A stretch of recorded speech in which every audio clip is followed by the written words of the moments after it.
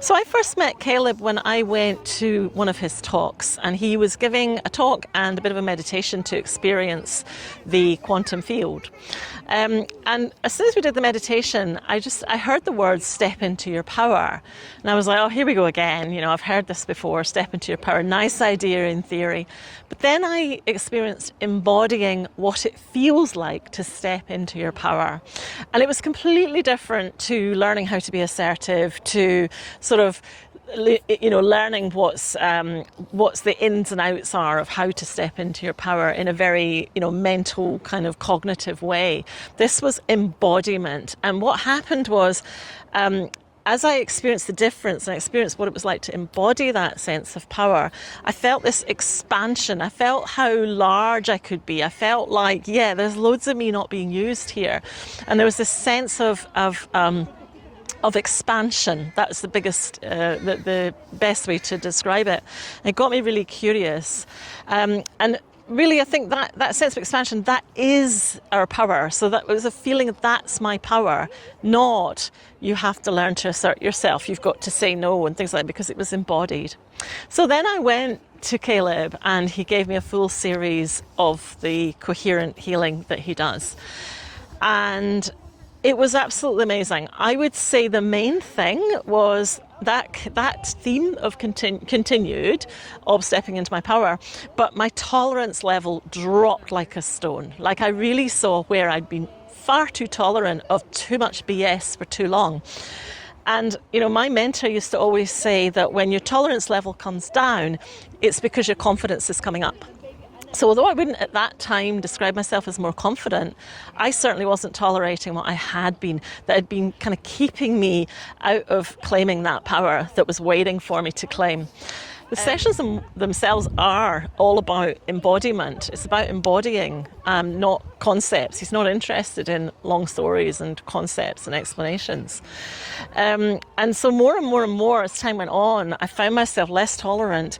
And as I became less tolerant, it was like my confidence became bigger and I just didn't move. It's like, it reminds me a little bit of when you work with horses.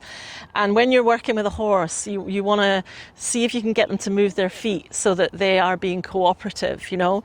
And this was like sticking my heels in the ground and saying no.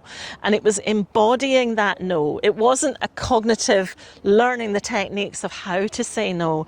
It was knowing what was right and what was wrong and absolutely not shifting on it at all.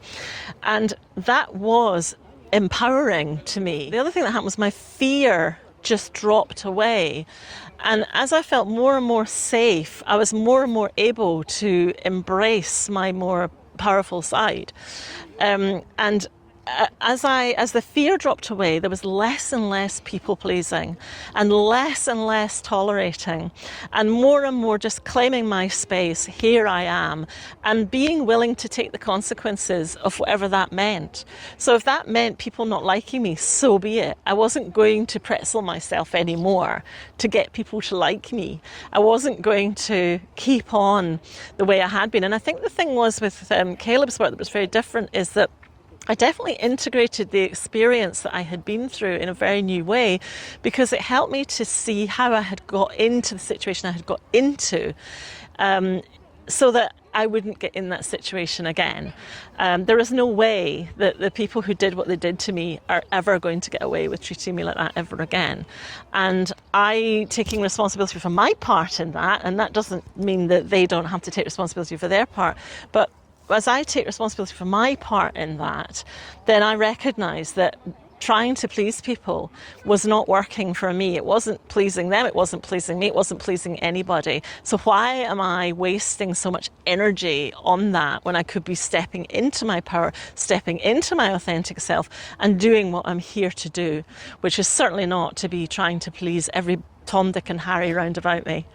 And so it was really very liberating, and I think that really gave me strength, and it also gave me more energy, and it gave me more clarity. So Thank you very much, Caleb. You've really helped me. And I'm back here in Scotland now, and I even had a session from Caleb. So I was in Christchurch in New Zealand. I had my sessions there. I've come back to Scotland. Here we are. And I'm at the castle. See, here's the castle behind me. And I have come back here, and I even had a session online with him. And I thought that having a session online would be a bit of a compromise, like, oh, you can't make it here, so we'll have to do it online. But not at all. The main thing I would find that was different was because I wasn't on the table, I didn't feel self-conscious. So it was much more focused, and I was able to just experience the quantum field through my body.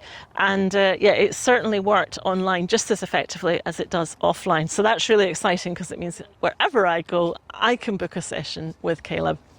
And yeah, if I get in that kind of situation again, which I don't think I will, because I've really integrated. And one of the things that Caleb does that's quite unique is he helps you to integrate the dark and the light. And I've integrated both those sides. So the side of me that was people-pleasing was because I didn't want to upset people. Well, you could say that's the dark side, if you like, is to upset people. But actually, when you embrace what you've been rejecting in yourself, you're not behaving in a dark way at all. You're doing what you need to do for you, and that in itself is very powerful.